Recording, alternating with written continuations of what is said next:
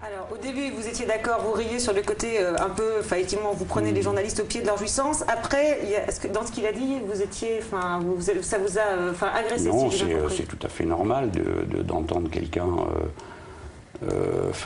des analyses où on met en cause votre sexualité, on l'a dit. C'est pas ce qu'il a dit. Il a dit vous avez mal écouté. Non, il a dit vous avez réagi à ce mot, et d'ailleurs ça rejoint ce que vous disiez tout à l'heure en disant quelque part j'ai été agressé par cette question. Non, mais lui là il vient de dire que les mots qui me viennent à l'esprit lorsqu'on parle de sexe, c'est la merde, etc. Vous l'avez entendu comme moi.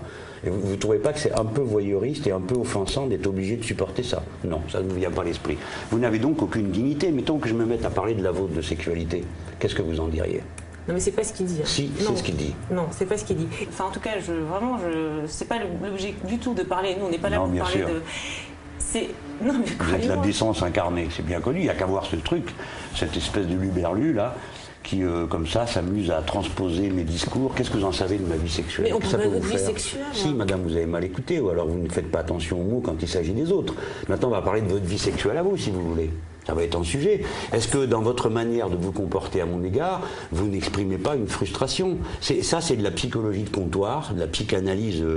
Donc vous pensez que quelqu'un, comme ça, sur la base d'un entretien dont il ne sait rien, d'une personne qu'il n'a jamais vue, est en état de dire que je passe au scatologique lorsqu'il s'agit... Il dit, je suis frappé de voir ce mot, et il dit qu'il y a une hiérarchie dans les sujets.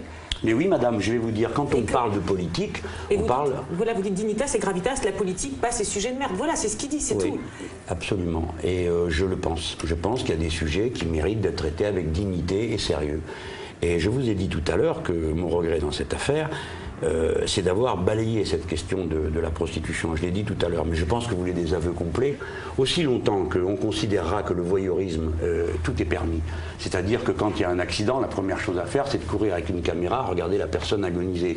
Tant qu'on trouvera normal que des spectacles obscènes ou violents de toutes sortes soient produits, que dans une interview, au lieu d'interroger un homme sur ce qu'il dit, on prétend lui montrer une espèce de gourou dégénéré qui prétend mettre à nu ce qu'est son identité en tant qu'être humain. Je répète, c'est pas ce qu'il a dit, mais bon, il a dit, vous avez... Non mais madame, vous avez compris ce que vous voulez. Moi j'ai compris, vous avez des diplômes, moi aussi on est capable de regarder une image. Et de ne pas entendre la même chose. Voilà, surtout que pour vous c'est plus facile, c'est pas vous dont il est question, c'est de moi dont il est question. Donc, voilà, donc je vous redis, c'est ça la scène. Il y a la communication politique, on essaie d'aller derrière. Mais voilà, derrière n'existe pas, voilà ce que je veux vous dire. Parce que vous êtes comme ça, peut-être Jean-Luc Mélenchon. Une société laïque, peut-être vous. Nous avons chassé de la scène publique la vérité révélée.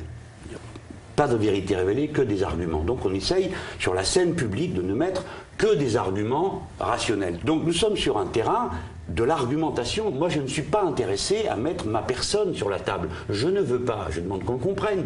Je ne veux pas. Ça ne m'intéresse pas. Et si les gens qui, par exemple, diraient « je vais voter pour lui parce que je le trouve sympa », eh bien, je leur dirais « je ne veux pas de vous parce que ça ne m'intéresse pas ». Est-ce que vous admettez l'idée qu'on puisse être, écoutez-moi, sans calcul, qu'on puisse être offensé et qu'on décide de ne pas le cacher? Je l'admets. Nous sommes tous des êtres de passion. Et ceux qui parviennent à la masquer tout le temps, on doit s'en inquiéter. D'où leur vient cette incroyable maîtrise. Moi, je considère toujours que ce sont des êtres pas finis. Hein, surtout chez les hommes. Parce que les hommes sont dressés à ne jamais montrer leurs sentiments. En tout cas, dans ma génération, c'était comme ça. Ça, c'est... Alors, la première leçon à tirer, c'est nous ne pouvons faire de la politique que si nous sortons de ça. Donc ne croyez pas ceux qui vous disent que la vérité tient à la personne. La vérité, elle est dans ce qu'on propose et dans ce qu'on fait. Et le reste ne nous intéresse pas. Il faut être dans la dignité de la mise à distance de tout ça. Voilà, bon, comment je peux le dire? Vous donnez une occasion merveilleuse de le dire. Bon, allez, merci.